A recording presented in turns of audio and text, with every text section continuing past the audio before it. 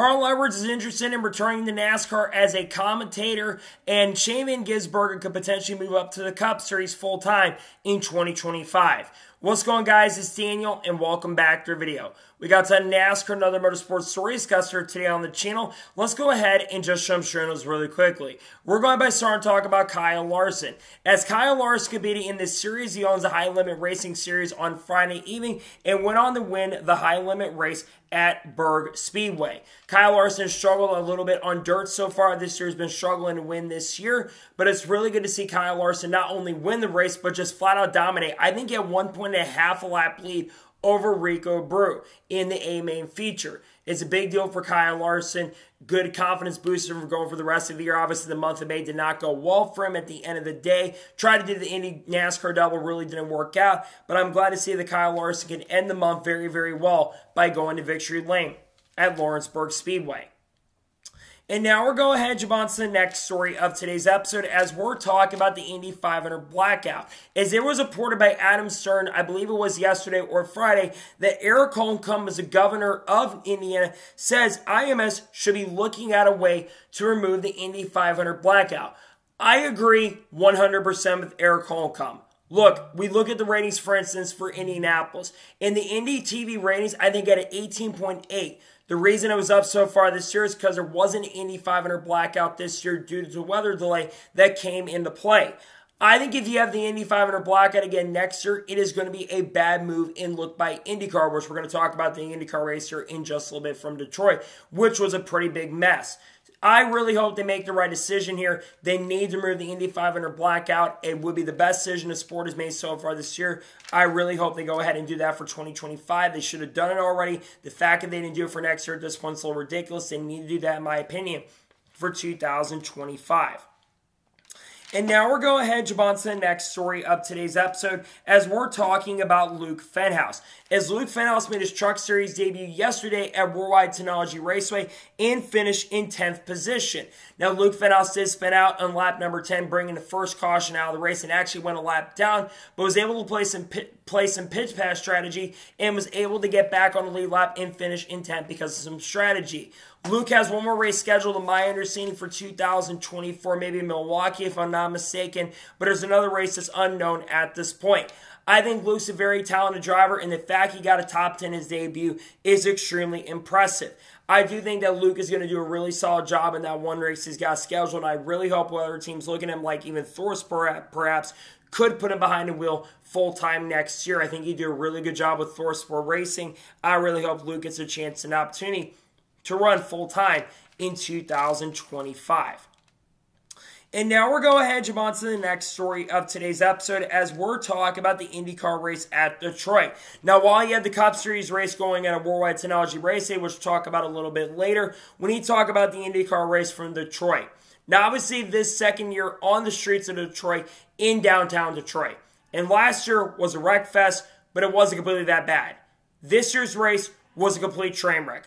47 of the 100 laps were run under caution and behind the pace car. There were so many wrecks, so many cautions, and Scott Dixon somehow, of all drivers, picked up, I believe, what is his first or second victory of 2024. Now has assumed control of the points lead. Congratulations to Scott Dixon. An absolute mess. I haven't seen the race fully yet. I'm about to go watch here in a little bit. It was just a complete train wreck and a complete mess.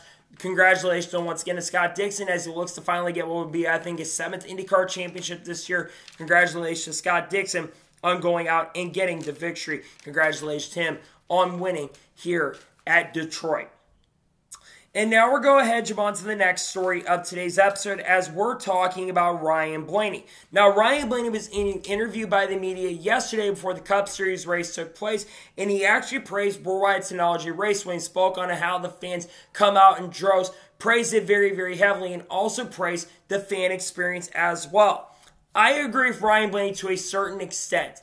I think one thing about Worldwide Technology Raceway, which we're going to talk about them returning next year in 2025 in just a little bit, but I think one thing about Worldwide Technology Raceway is they do a really good job trying to help out the fans. And you look at the crowds the last couple of years. The fans come out in the fan support worldwide technology. For the third-year event, it wasn't a complete sellout, I will say that, but it was almost a sellout for this year. Where I was sitting in turn number 1, there were a lot of people there. I think there's some things that they could do going forward into the future, but I think Worldwide Technology Raceway has a lot of things and they're headed toward the right direction.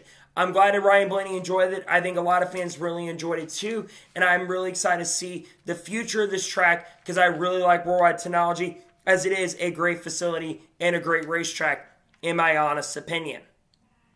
And now we're going ahead and jump on to the next story of today's episode as we're talking about Josef Newgarden. As it was announced on Saturday afternoon that Josef Newgarden has signed a multi-year contract extension with Team Penske and will continue driving the number 2 car. Josef Newgarden was in a contract year for 2024 and had been negotiating with teams early in the year like Arrow McLaren. However, after the Indy debacle took place at St. Petersburg, those talks basically went off the mark and many people expected that he was going to sign a multi-year extension. But also the big reason why he signed an extension is because he just won his second Indy 500 and he'll likely be never leaving Team Penske again. There also, the money was a major thing. We talked about it with Michael McDowell earlier this year, but money and job security was a major reason for him being in trouble of leaving. I think Josef Newgarden is making the right decision. He's had a great career so far at the organization. He'll be looking to get what will be technically his second victory of 2024 in the next race at Road America. Josef Newgarden, congratulations to him on signing an extension with Team Penske. It's a really huge deal for him. Once again, congratulations to him on getting a contract extension with Penske. He absolutely deserves it, and really good to see that he was able to get that contract extension done. Congratulations to him on getting the opportunity to sign that multi-year extension with Team Penske. And now we're going ahead and jump on to the next story of today's episode as we're talking about Shane Van Gisbergen.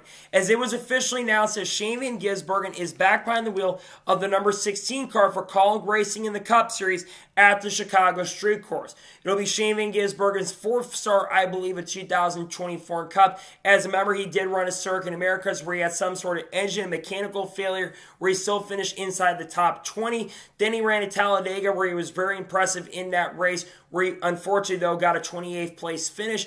And then, of course, you did have the past race, which was a show-off of the Coke 600, where he finished, I believe, in 27th or 28th. I think Shane obviously wants to go full-time Cup racing in 2025. We're going to talk about his win here at the end of the episode. But Shane needs a Cup Series experience. And remember, he did win this race last year, and I believe the Trackhouse is going to be working with this car in a pretty major way. So I think that Shane's going to have a really great chance and opportunity. I don't know the other Roval or ringers we're going to see in that event, but I think Shane's been doing a really good job in Xfinity, and I think he'll once again do a very excellent job. The sponsor has not been announced on what sponsor will work with him for the event, but nonetheless, really glad to see that Shane will get the chance and opportunity to be back with Kaulig Racing in the 16 organization later this year. He's got a couple of the race scheduled. I think Watkins Glen's on the schedule, and there's a few other races that are scheduled for him for later this season. And now we're going ahead and jump on to the next story of today's episode as we're talking about Gateway and the last lap in wild finish.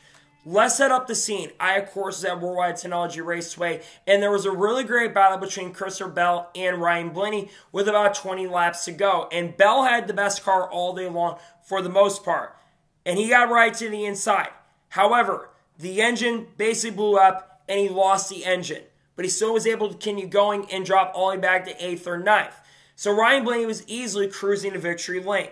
Then all of a sudden, coming to the white flag, Ryan Blaney starts slowing down. I'm thinking Daniel Suarez is really holding him up. Well, no. Daniel Suarez got by him because Ryan Blaney runs out of gas, coming down the front straightaway, and Austin Cindric assumes control of the race lead. Ryan Blaney coasts all the way back to cross line in 24th position, but Austin Cindric comes off the final corner and picks up his first win of 2024 in his second career NASCAR Cup Series win. I'll be honest, I thought Ryan Blaney had that race won. I felt terrible for Ryan because Ryan had done absolutely everything correctly, but they ran out of gas. They didn't get the fuel tank up completely, and Ryan was absolutely devastated, and I can completely understand because Ryan was in the catbird seat to go to victory lane. I feel terrible for him, but at the same time, I'm also really happy for Austin Cindric. Austin Cindric has been a driver that's been criticized so much. Many people do believe he should not be behind the wheel of the 2 car. I think today he proved his worth. It's not just a win. He ran up front the majority of the event and put himself in the right position in right time. I think this is going to be a massive and huge confidence booster for him going forward. Once again, congratulations to Austin Cindric on picking up a second win. Just a major heartbreaker for him. But once again, like I've said, congratulations to him on picking up his second career win. It's a really huge deal, and will stop a lot of the talks about whether or not he deserves a seat, because I personally think he deserves a seat. But that is just my honest and sincere opinion on that. I think he should definitely be still in the Cup Series. I think he absolutely proved that today in the race. And now we're going ahead and jump on to the next story of today's episode as we're talking about Fox Sports. Now, like I mentioned, I was not able to watch Cup Series broadcast earlier today. But from what I saw on Twitter and from what I heard, the Fox broadcast today, once again, like always, was not very good. We've only got one more week to deal with Fox, at least on the Cup and Xfinity side, before we go to NBC for the rest of the year. And obviously, the CW picks up the Xfinity coverage for the final 8 races. Look, I saw some of the graphics. They had Shane Gisbergen in a 16 car. That was Derek Kraus. They had Kaz Grall in the 15. That was today driven by Cody Ware, who caused a couple incidents in wrecks. They also had Justin Allgaier in the 5 car. No, that was Kyle Larson who was in the 5 car. They had terrible shots, terrible close-up cameras. It has just been a mess for Fox all weekend long, and it was really, really bad and put on display. I really wish Fox did not sign that contract extension with NASCAR, because they have done a horrendous and terrible job with the coverage since they got it back. We're losing Race Hub in the next couple days, in about a week or so, and they just did an absolutely terrible job once again, and they continue to prove, and it's frustrating because IndyCar more than likely is going over there next year, and it just sucks because I think that NASCAR has done such a bad job, well, the IndyCar, not IndyCar, but NASCAR and Fox have just done such a bad job with their coverage recently. It sucks seeing how bad it is. I'm tired of talking about how bad Fox's coverage is, but I got to continue talking about it because the coverage has just absolutely been horrendous. I was glad I was at the race today. I'll see how bad it is, but I saw some of the things, and man, it was just unforgivable and unacceptable seeing some of the stuff I saw today. They've got to do a better job going forward because it's just uncalled for and unacceptable to see the coverage be as bad as it was. It was terrible, and it was just not that good, in my honest opinion.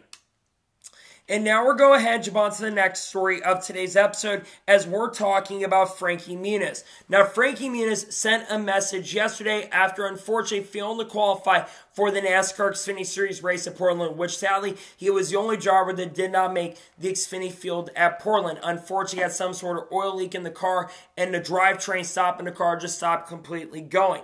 And he basically got real in a statement by saying that he's not even sure what he's going to do in the future and wants to go back and spend time with his kids and his family. I feel terrible for Frankie. Frankie truly wants to make it big in the sport, and he absolutely cares. It's a shame that the organization he's with, Joey Gase Motorsports, is not giving him that chance and opportunity. In all 3 races he's ran so far, he's either had shit boxes or cars that are just not up to par and up to speed. And it's a shame because I think Frankie, like I said, really wants to grow this team and make them better. And they're just not doing that at the moment right now. And it really sucks to see. Because I want to see Frankie, and I think all of us want to see Frankie be able to be very, very successful. Again, I don't know if he's got any more starts scheduled the rest of the year. I remember that rumor earlier this year that Frankie was going to be buying some sort of ownership stake in this organization, and that just doesn't seem like it happened, which I'm glad he didn't because he just is. It would have been a really, really bad run for him. I feel terrible for him. He's been very unlucky with this team, and they really need to get it together because, honestly, it's just unacceptable to see someone like Frankie who's really trying. In fact, we don't know what's going to happen with the Xfinity programs going forward for Ford because Ford is really in a desperate issues at the moment, and they seriously need to get it together because I feel bad for Frankie. I feel terrible for him. I know it's a mental game. It sucks to see Frankie not get the chance and opportunity to really prove himself. I think Frankie's a much better driver than what we've been seeing so far, to be honest with you. And now we're going ahead and jump on to the next story of today's episode as we're talking about Richard Childress Racing. As it was confirmed by Bob Pockus on Friday afternoon that RCR will not be appealing the penalties for Austin Hill. It was announced on Wednesday or Thursday that Austin Hill received a $25,000 fine and a 25-point penalty for intentionally wrecking Cole Custer. Not sure if it was under caution or not, but from what I saw, it looked like the caution lights had come on. Austin Hill got in the back bumper, completely spun him out in oncoming traffic, and it ended both of their days. Austin Hill actually spoke to media members as well earlier this week, and he says he doesn't really understand why Cole Custer didn't receive any sort of penalties, but it does sound like that they're both wanting to move on from the situation. Look, I'm really glad to see that they're not appealing the penalties because they absolutely would have lost this. Austin Hill completely dumped him, and I was really shocked and surprised to see that he was not suspended for this race. I personally think Austin Hill should receive the penalty. Now, granted, there is some precedent to this. Seth Egger did a really good job on showing this, but there is some precedent showing that basically they did the same thing for Noah Gragson, which I said back a few years ago when the Noah Gragson incident happened. I think that was, I believe, at Road America 2 years ago.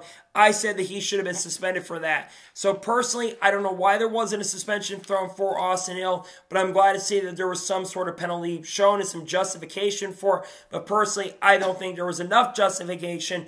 I think that there should have been more penalties handed out, and I think Austin Hill should have got a bigger penalty. But at least in the end of the day, he got some sort of penalty. But for me, I would have just sat him down for a week, told him to think about it, because Austin Hill also has a really big history and reputation when it comes to this stuff, in my honest opinion.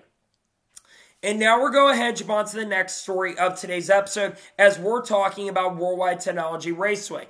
As it was confirmed on their website that Worldwide Technology Raceway will once again be returning in 2025, but the date is currently unknown. Obviously, the 2025 NASCAR Cup schedule has not been revealed for this upcoming year. We do know that Atlanta is going to be happening as the first race on TNT on Prime on Saturday night on June 28th. We know that Daytona 500, I believe, is going to be on February 16th. We also know that the championship weekend is going to be back on the first weekend of November. And we also are expecting there's only going to be one off week. And we are expecting that there's going to be one international race in 2025. That most likely go to Mexico. But apparently they're in a bidding war to figure out who is going to pick up the international date. But I'm also very happy to see Worldwide Technology Raceway back on the Cup schedule in 2025. If you want my honest opinion, I really like the racetrack. I think there's some things they definitely need to work on, but I mentioned this with the fan experience conversation. I think one thing that Worldwide Technology Raceway does an excellent and a very, very good job on is they do a really good job of promoting the sport, and they do a really excellent job helping to try and grow the sport itself. So it's a really good thing to see that Worldwide Technology Raceway is getting back on the Cup schedule in 2025. It absolutely and desperately needed to be on the Cup schedule, and I think they're making the right decision to really help and try to grow things. So nonetheless, really good to see this, and once again, glad to see that Worldwide Technology Raceway is back on the schedule. This was a contract year for him. They had a 3-year deal originally. I don't know how long the extension is going to be on that front, but at least we now know for sure that WWT Raceway will at least be on the Cup schedule in 2025. And now we're going ahead and jump on to the next story of today's episode as we're talking about Stewart-Haas Racing. Now, we've got a couple Stewart-Haas Racing stories to start talking about on the channel.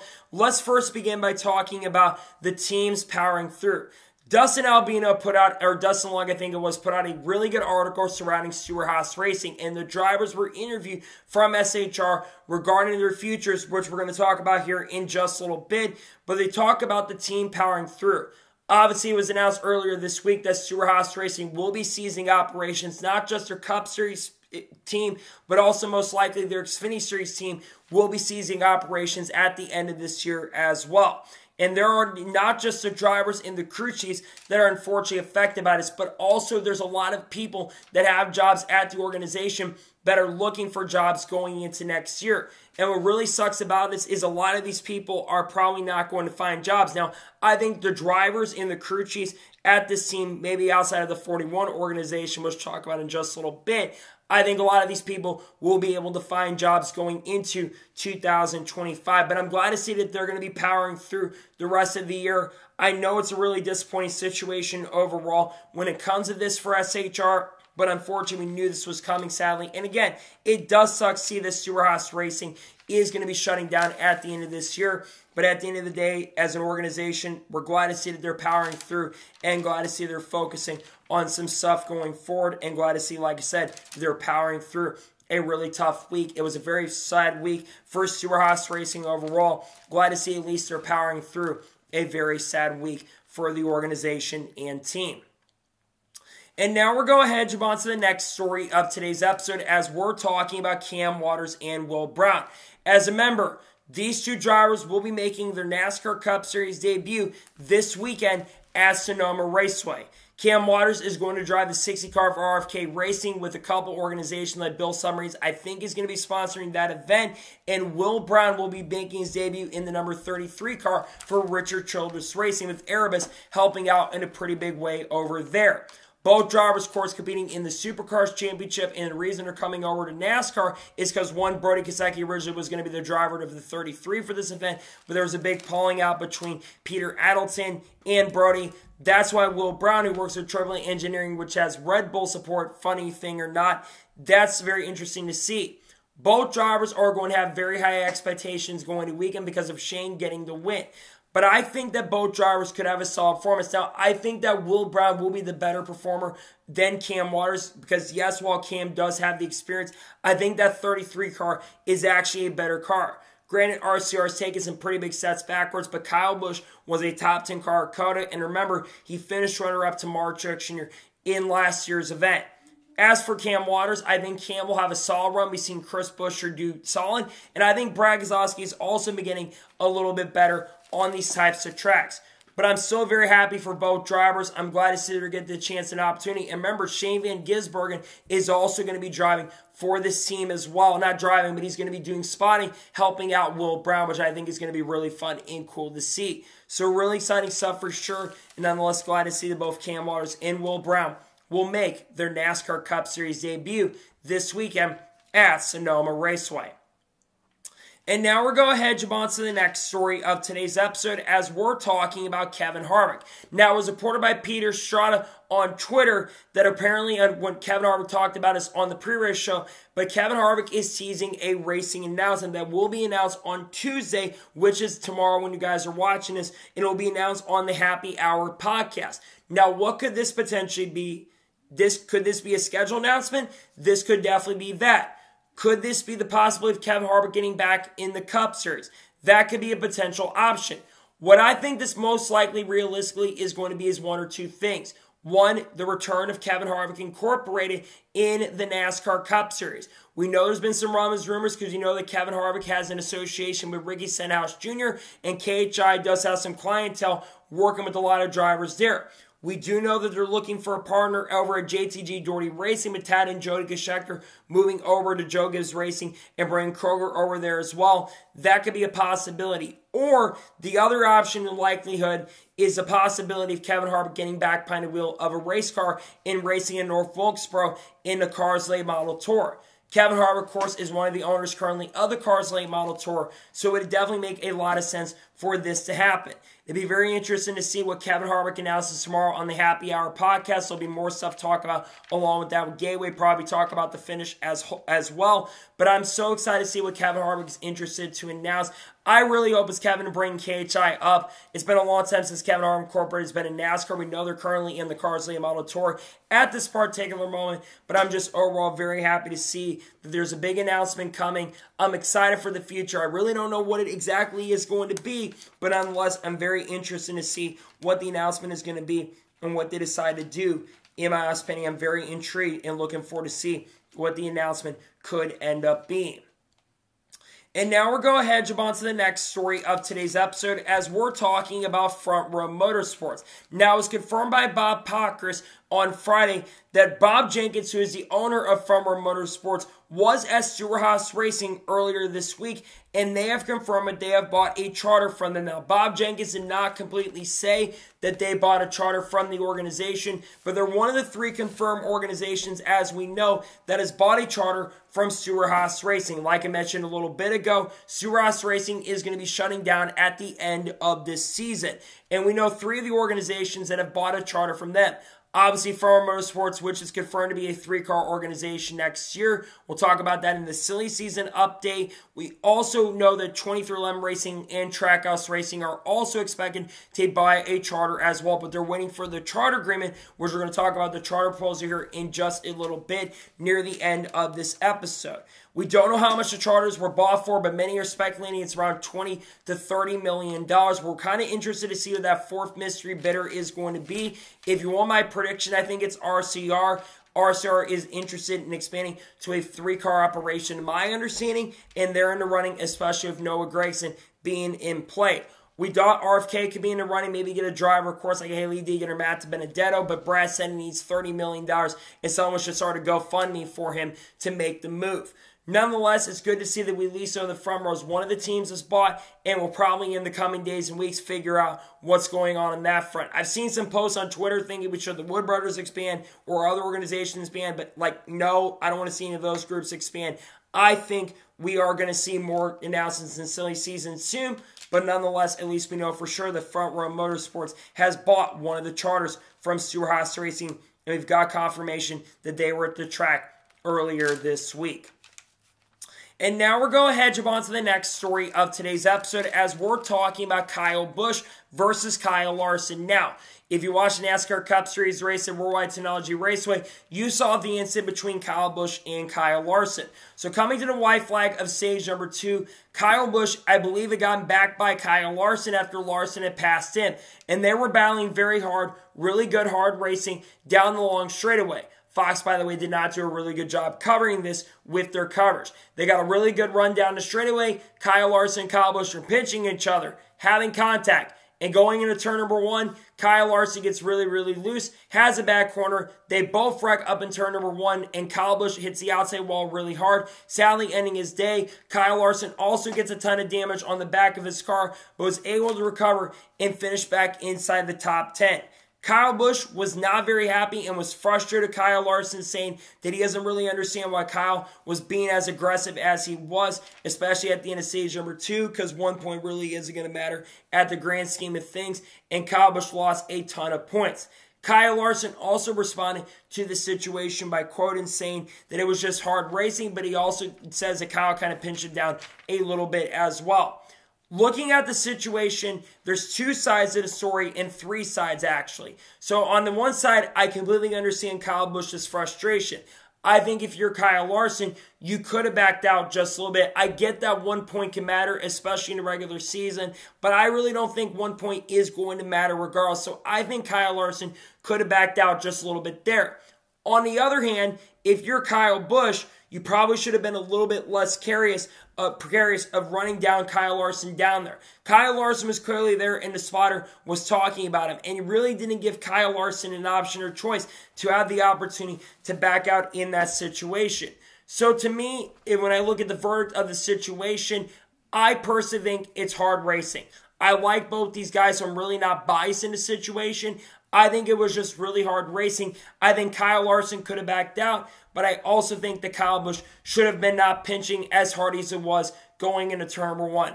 That's personally my opinion on that situation. Now, I think both drivers have a lot of respect for each other, so I really don't think this is going to lead to any major issues or bigger problems going forward. This is really the big incident of the day outside of the fuel issue at the end. I personally believe that there's not going to be any more issues coming from both these guys. Again, they have a lot of respect for each other, and we'll get to that here with the waiver situation near the end of the episode. But to me, I completely understand Kyle Busch's frustration. He's on the borderline of making the playoffs. And Kyle Larson, we don't even know if he's going to be in the playoffs at this point right now because of the waiver situation. Nonetheless, I hope both guys can settle it out, have a call this week, and figure out the situation there. But it's interesting to definitely see for sure that they were able to talk about the situation, in my honest opinion. And now we're going ahead and jump on to the next story of today's episode as we're talking about Stewart-Haas Racing's NASCAR Xfinity Series program. Now, it was reported by Bob Pockrass on Friday, that we'll talk about the Xfinity program because remember, we do know that Stewart-Haas Racing is going to be shutting down altogether more than likely at the end of this year. Well, Bob Pockrass actually reported that apparently there's some conversations that the Xfinity program could still be sticking around in some sort of capacity in 2025. That is very interesting. Now, it sounds like it's going to be under some different ownership next year. Now, who could the drivers be for this organization? Well, there is a possibility of Riley Herbst being part of it, but I think Riley Herbst has a lot of ambitions that he wants to move up full-time to the Cup Series in 2025. Riley's made some starts with Rick Ware Racing, so I think that is where he could potentially end up in the 2025 season. Then you also have Cole Custer. But Cole Custer more than likely will be in that 34 car next year with front row expanding. So I think Cole Custer is not also going to be an option. So you really don't have a ton of options. Maybe Ryan Preece. Ryan Preece is unknown what his future is. I think he's the odd man out currently at the moment for SHR. And I've speculated maybe he could go to this Ford program. That could be a potential possibility. What also could be the other situation is what team do you get? They could go after Penske. There was a lot of rumblings back in 2021 that Team Penske was going to be having an Xfinity program once again in 2022 for Harrison Burton. But when Brad Keselowski went over to take ownership of RFK Racing, they made the decision to go ahead and pull that plug, and they moved Harrison Burton into the 21 car. I feel like if Harrison Burton had another year there, that could have been the move. And that could also be where Harrison Burton goes. Say what you want to say about Harrison Burton. I think he would fit a lot better in the NASCAR Xfinity Series than racing in the Cup Series in Florida, because we're not expecting Harrison Burton to be back in the Cup Series full-time next season. I really hope, and we also could see a team like AM Racing expand to a 2-car operation. That was the original plans. They were going to have Matt DiBenedetto potentially be part of a second car, or even Brett Moffitt especially. And they could go get someone else too, like moving Lane Riggs up potentially. That could be another option going into next season. But personally, I do believe that there's going to be some teams, and I look at RFK to maybe bring back their Xfinity program next year. Brad's had interest in that, but I know he wants to expand a 3-car operation in Cup, but I also do know that Brad would like to bring the Xfinity program back in the not-so-distant future. So we'll see what happens in regards to that when it comes to the future. In those words, we'll see what ends up happening, and we'll see if we see them, the Xfinity program continue some sort of capacity. But trust me, I think it will return in some sort of capacity in the not-so-distant future. And now we're going ahead and jump on to the next story of today's episode as we're talking about the charter proposal and the charter agreement. So earlier this week, NASCAR teams, according to Bob Pockets, were sent a new update to the charter agreement.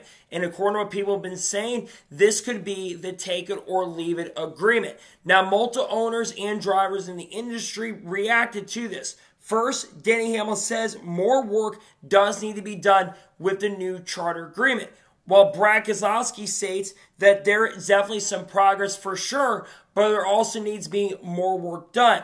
With the new charter agreement, there's some new potential rules that could be coming into play. One of those rules is that teams may be only allowed to have 3 cars that are full-time going forward in the new charter deal. We also know, according to Bob Pockers, that it does sound like that this deal could go past the new TV deal coming in, which will start in 2025, which could go past the end of 2031. The other big thing the teams clearly want is more money, which NASCAR's offer behind the scenes that they're expecting to offer teams a lot more money going forward in this next TV deal.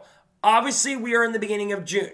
The deal does not have to be done until the start of the upcoming season, which is February 19th, or 16th, excuse me, for this upcoming season's Daytona 500. But they want to get the deal done as soon as possible. The longer these charter negotiations drag out, the worse it's going to get for a lot of people. Now, do I think a charter agreement is going to be finalized? Yes, I think it is. Without question, I think a charter agreement will end up getting finalized. But the fact it's taken so long to get to this point, I think for a lot of fans and people in the industry, it is definitely very, very frustrating. Because we know there's some team owners that want to get it done. I think Justin Marks wants to get it done. I think there's a lot of people who want to get it done because charter moves will get to happen. But the one reason why I think that the charter agreement will get done sooner rather than later is we got Denny Hamlin, who just built Airspeed. Michael Jordan just spent a ton of money on that. And you've got a lot of other team owners, including Front Row. They've purchased a charter. And you wouldn't be making these kind of moves if you weren't very close to getting a charter agreement finalized, complete, and done. So nonetheless, it's interesting with some of the stuff we hear about the charter agreement. Again, I do think a charter agreement will be reached in the coming weeks. My prediction right now is that we're going to be waiting at least maybe a month or so, and I think it won't be at least until we get to a little bit later in the year around the Summer Olympic break. We'll see what ends up happening going forward with the charter agreement and see what ends up coming out from it. But nonetheless, I do believe that a charter agreement is going to get finalized in the not-so-distant future. And now we're going ahead and jump on to the next story of today's episode as we're talking about Junior Motorsports once again.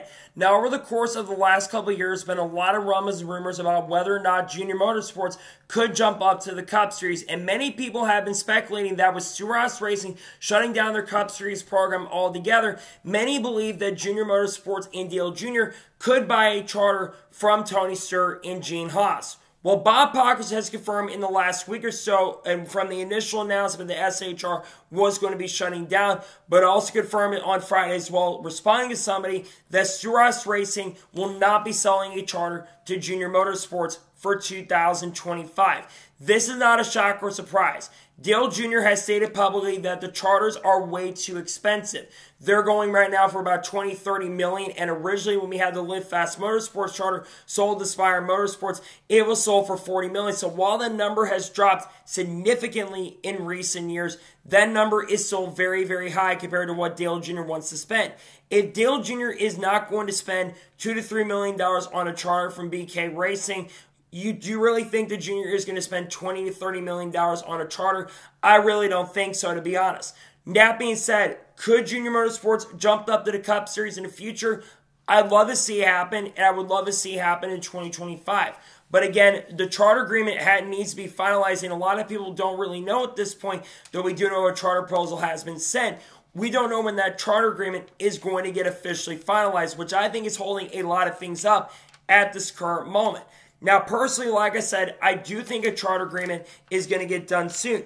And when that finally gets done, I think that's when you're going to see some pretty big silly season moves that are going to end up taking place, including the possibility of teams expanding. And maybe that's when Dale Jr. and his team make the jump up. Now, if Junior Motorsports does jump up to the Cup Series in the future, who could they bring up there?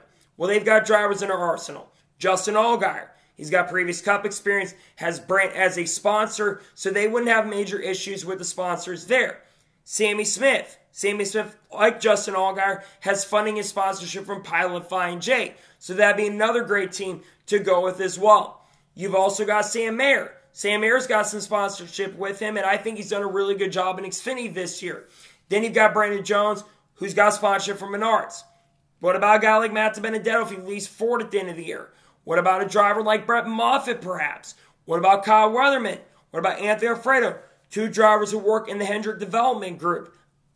Or basically work in the simulators, I should say. I could see those two guys making the jump up. But I want to make it clear that Dale Jr. is not buying a charter from SHR. I already mentioned this. We are expecting that those charters are going to be going to Trackhouse 2311, and we now know Front Row is one of the teams that's officially confirmed. That 14, like I said, is unknown at this point, but many, including myself, speculate that third 14 is going to be Richard Childs Racing next year. So we'll see what happens in the future in regards to that and where Dale Jr. does get a charter. But as of this moment and right now, Dale Jr. and Junior Motorsports are not going to move up by getting a charter from Stewart-Haas Racing. That's not going to happen. That's not just my opinion. That is unfortunately factual information from many people in the industry. And now we're going ahead and jump on to the next story of today's episode as we're talking about silly season once again. Now, we know all three of the four drivers in SHR were interviewed about their futures this past week. And they're focused on trying to get the year done before they make a decision on what they're going to be doing for 2025. Obviously, we know that Noah Gragson, Chase Briscoe, Josh Berry, Riley Herbst, Cole Custer, and of course Ryan Preece are all free agents going into the season, but not the only drivers that could be on the move. Mark Truex Jr. could retire at the end of this year, but he also could return, and a lot of people speculate that Eric Almirola or Chandler Smith are likely going to take that seat. Bubba Wallace is also expected to sign a multi-year contract extension with 2311 Racing, and Todd Gilliland's also expected to sign a multi-year extension with Front Row Motorsports. Now, that being said, let's talk about all the drivers from Stewart-Haas Racing where they can end up next year. Unfortunately for Ryan Preece, I think he either ends up in the NASCAR Xfinity Series in that SHR Xfinity car potentially, or whatever team it is, or he just goes back to modifieds altogether. He's been struggling in Cup this year. He's been out of the meetings with SHR. I think he's the one odd man out of all the drivers at SHR. Let's talk about Riley Herbst. I can see Riley Herbst sticking around in Xfinity, but we've heard from sources that Riley's interested in going Cup racing next year. I think that 15 car could be an option for him. Ricker Racing's obviously looking to have two full-time guys potentially. I think it makes a lot of sense for Riley Herbst to be full-time with Ricker Racing next season. He's got that monster backing as well, but I also could see him go to front row. As for Cole Custer, a lot of people are linking him to 34.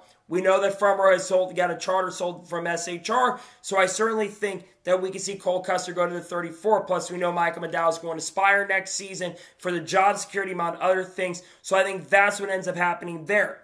Then you've got the three main cats: Josh Berry, Chase Briscoe, Noah Gragson. Let's begin by talking about Josh Berry. I think he's the other driver at Front Row. So I think the lineup for Front Row next year will be Cole Custer in the 34, Josh Berry to 36, and Todd Gillen in the 38. I think that Josh Berry and Ronnie Childs are going to be a package deal going into next year, and I think that's who ends up going there. I know people probably speculate drivers like Haley Deegan, among other things, but I don't think she's ready to move up full-time, so I think Josh Berry will get into the 36 full-time next year. As for Chase Briscoe, he's been heavily linked to go to Wood Brothers next year. Harrison Burton has been struggling immensely in the Cup Series with the Wood Brothers this season, so I think that is where Chase Briscoe is going to end up in the 2025 season. I think that car is a lot better car than people give it credit for. Harrison Burton, no disrespect to him, I don't think Harrison Burton should be in the Cup Series in my opinion. So I think Harrison Burton gets replaced and Chase Briscoe ends up going there. As for Noah Gragson, I think Noah Gragson ends up at RCR. I mentioned it already. We know the SHR is selling all four of their charters off, and I think we know with the Bass Pro Shops connection, I know some speculating him going to 19, but Toyota really does not want to work with Noah Gragson from my understanding. So I think that's where Noah Gragson is going to end up at RCR, because Kyle Busch is expecting to return to that 8 car next year, and Austin Dillon recently signed a multi-year contract extension with RCR, according to Jordan Bianchi. So I think that Noah Gragson goes to RCR and drives a 33 car. I think Austin Dillon needs another year in Xfinity to mature. Then Kyle Busch could retire. Austin Dillon could retire. But I think the lineup we'll see is Noah Gragson to 33, Chase Briscoe into 21, and Josh Berry in a front row car. We'll see what ends up happening. I think that's how silly season is going to play out as of now. But I think there's going to be a lot of changes and a lot of other moves that's going to take place that'll change a lot of the games when it comes to NASCAR silly season, in my honest opinion. And now we're going ahead, jump on to the first of 3 major stories in today's episode as we're talking about Kyle Larson once again. Now, the big talking point around Kyle Larson these last couple of weeks is whether Kyle Larson should or should not be granted a waiver. Kyle Larson went over to race in the Indy 500 and made that his priority to run the Indy 500 over the Coca-Cola 600. It's been this huge back and forth whether or not he should get the waiver. Now, the frustrating thing for me is when you look at other drivers that have gotten waivers, drivers like Chase Elliott, drivers like Matt Kenseth, drivers like Alex Bowman, drivers like Kyle Busch, they have basically been granted waivers on the same day. There's only 4 times in the time we've had the waiver system since 2014 has a driver or somebody in the industry not been granted a waiver. I personally think that Kyle Larson should be granted a waiver, but let's talk about some drivers' reactions. Kyle Larson responded to this situation. He spoke on the waiver, and he says it's not his decision, and he says he's not going to change the way he races, whether or not he's allowed to compete for a championship or not. But you had a lot of drivers that basically spoke about the situation. Kyle Busch says that Kyle Larson is doing a lot for the sport, so he's in favor of Kyle Larson getting a waiver. Same thing with Denny Hamlin. He says it's up to NASCAR decision, but he believes that Kyle Larson should get a waiver. Tyler Reddick says it's a little frustrating and it's not good news to see that nothing's been approved yet. Brad Keselowski says he should be getting a waiver. Same thing with Michael McDowell. Michael McDowell probably had the strongest case. He won the pole for the race earlier today. He had the strongest case by saying that probably the best stock car driver ever. The fact that he's probably going to win 5 or 6 races and there's a chance that he isn't going to get a waiver is absolutely absurd. And I 100% agree with Michael McDowell. Then I saw something tonight, and I know it's because the waiver's not been approved. But if you take a look at the point standings, Kyle Larson right now has 0 playoff points. I think it's unacceptable that they've not made a decision yet. And I think it's really uncalled for. And personally, I think Kyle Larson should get a waiver. We've given waivers to drivers who've been suspended, circa Chase Elliott, circa Johnny Sauter, for intentionally wrecking drivers. We've given waiver to drivers who have had injuries off the track. Tony Stewart, Chase Elliott, Alex Bowman. We've given waivers to drivers who've had injuries on the track in NASCAR. Kyle Busch, for example. We've given waivers, like I said, to a driver who missed the 4 races of this year and had no intentions of racing for the COVID pandemic. Talking about, of course, Matt Kenseth. We gave Austin Dillon a waiver when he had COVID a few years ago. We have given waivers out so consistently. We gave a waiver to Eric Jones for his injury earlier this year. So why is it taking so long for them to figure this out? I really don't know, to be honest. I think there's jealousy. Again, I understand the Kyle Larson priority of running the Indy 500, but it's the goddamn Indy 500. This isn't some dirt race. If Kyle Larson is running some damn dirt race outside of that, I completely understand him not getting a waiver. But the fact a decision has not been made is unacceptable. And if they make a decision, and if they don't give him a waiver, this is going to be a big asterisk on the season, and it's going to be one of the worst decisions NASCAR has publicly ever made. And if they do this and they don't give him a waiver, I might get less interested in the sport. This championship system is completely fraudulent, in my opinion.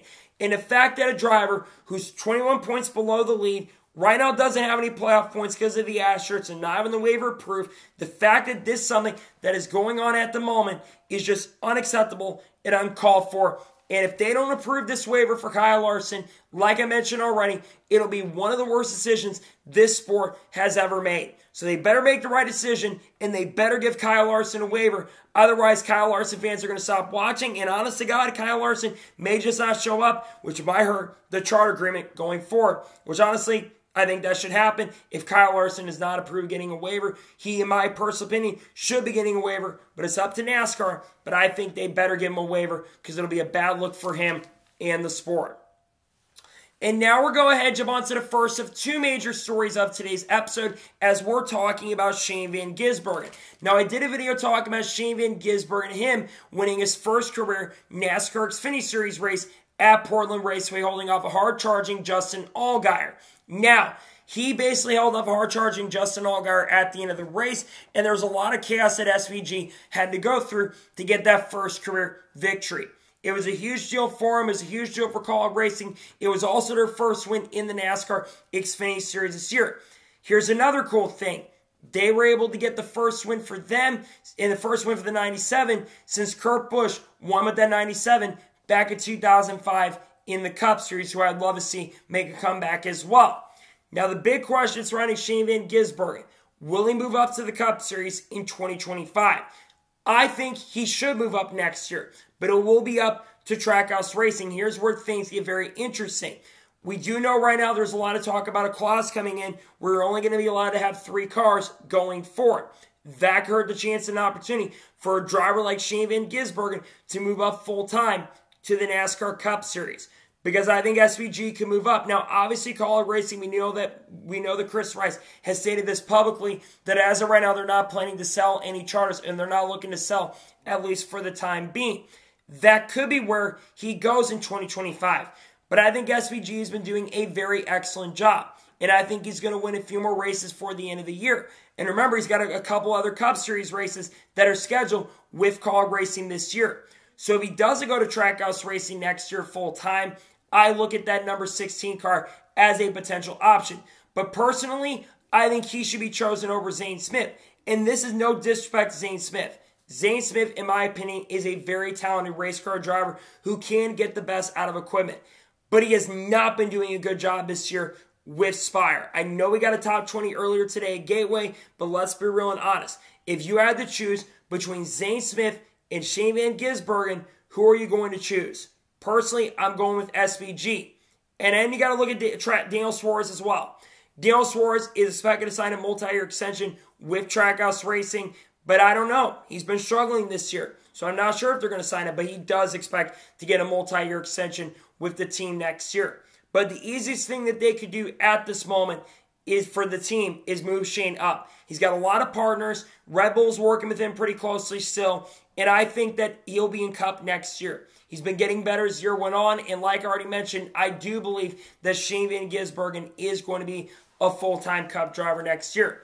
Now, the big question, like I said, is will it be with the Trackhouse team or will it be loaned out to Kaulig Racing? I think depending on how the rest of the year goes will be the question. It will depend on when the charter gets officially announced and when Trackhouse does officially buy the charter. But man, Shane Van Gisbergen is really good for the sport. And like I said, seeing him go out there and winning that race at Portland was absolutely huge. And I think most people really want to see him move up next year. He's been doing a really good job in Xfinity. He's been absolutely killing it. And I think he would be a really good addition to a team like Trackhouse or Kaulig Racing next year. So again, we're just going to have to wait and see what happens in regards to what the future is for Shane. Because like I said, I do believe that Shane Van Gisbergen 1,000% and 100% needs to move up the Cup.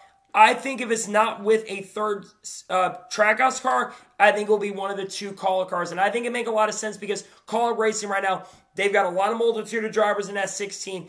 I think that's where he ends up. And I also could see AJ Allmendinger moving up full-time again next year. We'll have to wait and see what happens, and we'll see. But I do personally believe that we could see Shane Van Gisbergen moving up the Cup next year. I think it'd be a really good move and could be a pretty good career move for Shane if he doesn't finally make the right decision, the right call to move up to the Cup Series. I think he deserves to move up. He's been doing a good job. I know some would say he needs another year on ovals, and I get that he's been struggling a little bit on ovals, but I feel like his overcraft's getting better, and we also need to remember in his Cup starts that he's driving for Kaulig Racing. He's out driving for Trackhouse. Yes, Trackhouse pairing the cars, but that is still a Kaulig car, and they're working on that stuff. I think that Shane should move up the Cup next year in 2025. And now we're going to jump on to the final major story of today's episode as we're talking about Carl Edwards. Now, Carl Edwards did a really cool media availability because it was announced about a week or two ago that Carl Edwards has been officially inducted into the NASCAR Hall of Fame. He did his first major media availability since he basically announced his retirement around my birthday about 7 years ago. And Carl Edwards basically said, man, technology and the media have gotten so different in the last 7 years. But he confirmed a lot of really interesting things about what he's done off the racetrack. He's done some sim work for organizations like Trackhouse Racing and 2311 Racing. He did actually say he's interested in doing some sim racing. But he also talked about what happened in 2016. And basically he says 2016 is not the reason why he retired from the NASCAR Cup Series. He basically said there's a couple major key things. One, he felt like he accomplished a lot in his career. Carl Edwards had 28 NASCAR Cup Series wins, of course, an Xfinity Series championship back in 2007, also won the Coca-Cola 600 and the Southern 500 in the same year, and he had found a new purpose in life with the success he'd been able to accomplish, and he started talking about this kind of stuff at the beginning of 2016 and at the end of 2015 when he joined Joe Gibbs Racing around that time, and also had a lot of success in a late career resurgence. Obviously, when Carl Edwards announced he'd be retiring at the start of 2017, it was a massive shock that he would not be racing at all in 2017. It really came at the last minute. But you think about some of the other stuff. Let's talk about the driving duties. He's been asked this question for a very, very long time on whether or not he's interested in coming back to NASCAR as a driver. He confirmed that he is not planning to return as a driver to many organizations. I've speculated that he may be interested because Denny actually stated on his podcast that he'd offer Carl an opportunity to do a one-off with 2311 Racing at a track like Chicago. He denied. Carl said the big reason why that he didn't want to do it is because of the fact that it would have been a massive commitment to get away from my family for a very, very long time and wanted to focus on his life. But there's one major key thing and one major way Carl Edwards could return to NASCAR, and that could be joining a NASCAR booth. Obviously, there's going to be 2 new networks coming in starting in 2025. You've got TNT, which will have Dale Jr., and you also have Amazon that will have Dale Jr. Imagine a broadcast booth with Alan Bestwick, who is one of the best commentators in NASCAR history, Dale Jr., who's one of the greatest color commentators in NASCAR history, and then Carl Edwards, who is a very good commentator, who's kind of like that even keel individual. This would be a star-studded and fantastic and great lineup. I think we all would love to see Carl come back and race in this series. I think that'd be really, really cool. But if Carl feels like he's accomplished enough and doesn't want to race again, more power to him. There's nothing wrong with that. He accomplished a lot in the sport, and there really is nothing wrong with that. But him as a commentator would be really, really fun and really great to see. Carl Edwards did a really good job at Darlington last year, got a chance and opportunity when he covered some of those Xfinity races on ESPN and NBC as well. I thought he did a very excellent and really, really good job, and I think he would do a great job if he called this. He's very calm, and he's very, very cool, and you need someone in there who's also not going to hold back on calling stuff out. I think Carl Edwards would be someone who wouldn't be afraid to call somebody out if they make a mistake on the racetrack. And he says he wants to be a little more active in the sport as well as an ambassador, maybe working with Trackhouse perhaps. He's a big fan of Justin Marks. Actually, Justin had offered him a chance and an opportunity to run for his organization. So I'd love to see Carl Edwards come back in some sort of capacity. And if he could work as an ambassador to sport, I think it'd be really, really good. And I think it's good to see that Carl is coming back, at least in some sort of capacity, being at the track. If it means he's in a broadcast booth, that'd be a great thing. But I just want to see kind of some of the stuff, and maybe when he goes to his Hall of Fame speech, which is really, really soon, I want to hear some of the stories on why Carl decided to go ahead and retire. Again, he doesn't have to do that. I get that, I understand that. But I would love to see some of the stories in here why Carl Edwards truly and really retires. He never gave a really amazing and great explanation on that. We'll finally get to hear that potentially in January, or maybe, just maybe, Dale Jr. will give him a chance to go on a Dale Jr. download. But what's so cool to see in the last year, we've seen Carl Edwards out in the spotlight a lot more, right? We saw him at Darlington with the NASCAR 75. We saw him, of course, in Nashville. Then we saw him at Daytona early this year, and now he potentially could be coming back as a commentator. And I think that's an excellent thing, because Carl Edwards being part of the sport would be a really good thing once again. Again, maybe his driving duties are done, and I think we all, like I said, would love to see Carl Edwards come back and race in the sport. But if he's done with NASCAR racing, like I said, more power to him. He's got every right to decide what he wants to do. I really would love to see him come back and drive. But if not, be a commentator, that could be something to watch for going down the road. Nonetheless, very interesting.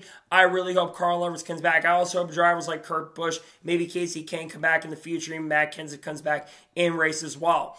Nonetheless, we'll see what happens. We could see Carl Edwards in a commentary booth. I think he would do an excellent and great job. So, that is good for today's NASCAR news and motorsports news video. I want to thank you guys for watching. Please subscribe to the channel, notifications on, so if I win a video, it does go live on my channel. Follow me on Twitter, Facebook, and Instagram, and support on Patreon as well. Links go below that, and comment your thoughts below on today's video.